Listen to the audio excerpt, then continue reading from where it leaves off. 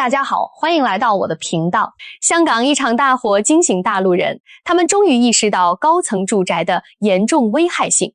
当前的中国是全球高层住宅建筑最多的国家，截至2023年的数据，超过18层的住宅楼已经突破了30万栋。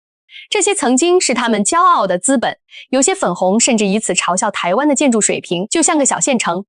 然而当香港大火过后，他们才逐渐意识到问题的严重性。原来高楼大厦是会老化的，而中国建筑行业普遍性的偷工减料更是会加速房屋的衰老。我的妈，这房子才10几年就变成这个样子，这70年产权的房子能住得到才怪。这外立面你看看，这掉成这个样子了，我勒个天哪，这才10几年的房。这是一部使用了20年的电梯，外部按键失灵，内部锈迹斑斑。然而中国的住宅使用权为70年，这电梯你是换还是不换？高层住宅未来会变成贫民窟吗？答案是肯定的，这一点欧洲人早已替他们演过一遍。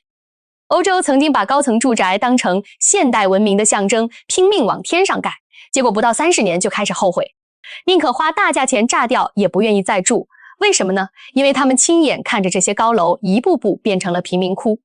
时间回到1950年代，欧洲刚经历完2战，城市满目疮痍，同时赶上婴儿潮，大量人口涌入城市，急需住房。当时法国有一个建筑师叫科布西耶，他提出了一个激进的方案，叫做明日之城。核心思路就是把房子往天上盖，用高密度住宅来解决人口压力。这个想法在当时看起来相当的先进，英法德意纷纷效仿，高层住宅在欧洲遍地开花。英国最疯狂的时候，新建住宅当中高层占比达到 80%。然而20年之后，问题开始集中爆发了，混凝土老化、管道锈蚀、电梯故障，这些设施10几20年就需要更换，维护费用远超预期。更麻烦的是社会层面的连锁反应，经济条件好的住户受不了日益恶化的居住环境，开始外迁，留下来的都是搬不走的低收入群体。物业费越来越难收，服务质量持续下滑，社区功能逐步退化，形成了典型的恶性循环。1979年，英国利物浦先炸掉了一栋高层住宅，由此掀起了席卷欧洲的拆楼运动。那些曾经被视为现代化象征的高楼大厦一栋接一栋被推倒。2017年，伦敦格伦菲尔大楼火灾导致72人遇难，再次印证了高层建筑在消防救援上的先天缺陷。欧美国家用几十年时间和无数次教训，得出了一个结论：高层住宅是一次失败的城市实验。此后，主流住宅普遍控制在4到6层，这些教训明明摆在眼前，为什么中国还是走上同样的道路呢？有网友分享他的经历，在考2级建筑师证的时候，他们老师说了很多高层住宅的弊端，让他们只可意会不可言传。老师为了不惹上麻烦，更是让学生把手机放在桌子上，不许录像。原来中共决策层他们不傻，他们只是单纯的坏。在2025年的现在，深圳仍在修建号称亚洲第1的高层住宅。这个像3段拼起来的高楼可不是 AI 生成的，而是正在建的高240米的深圳绿景白石洲项目。在这里，住在30层的住户只能算是低楼层，因为它总共有74层。绿景白石洲是深圳乃至全国规模最大的旧改项目，总建筑面积500万平方米，可容纳9万人居住，这相当于一整个小镇的人口。白石洲位于深圳的核心地段，在这个寸土寸金的位置，开发商想要利润，就不得不拼命拔高建筑来平摊土地成本，但这也使建设难度及资金投入大大增加。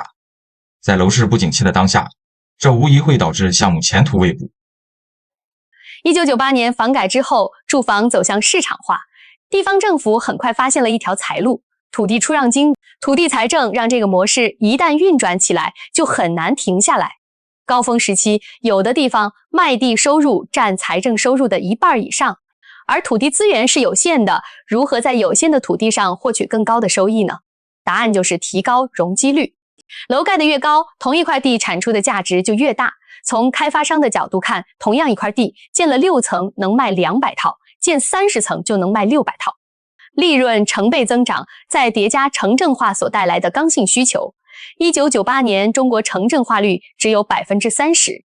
如今已经超过65%。20多年间，有3亿人从农村进入城市，大规模修建高层住宅其实是一种透支未来的发展模式，而透支终归是要偿还的。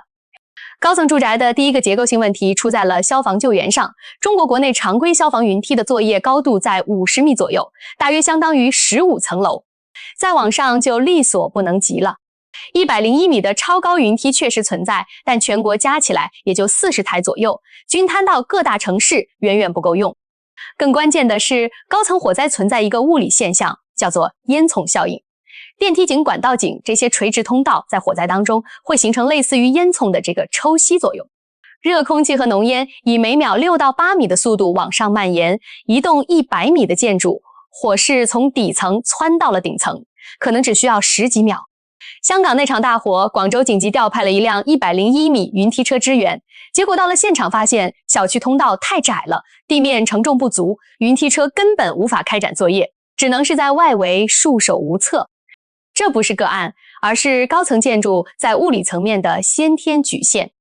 除了消防之外，设备老化同样是绑在高层住宅身上的另一道紧箍咒。电梯的设计寿命通常是15年到20年左右，水电管线的有效期大约也是这个区间。而这就引出了最现实的矛盾：钱从哪里来？香港鸿福苑在火灾前正在进行外墙翻新，8栋楼换了一层外皮的报价是3.3亿港币，分摊到每户15到18万。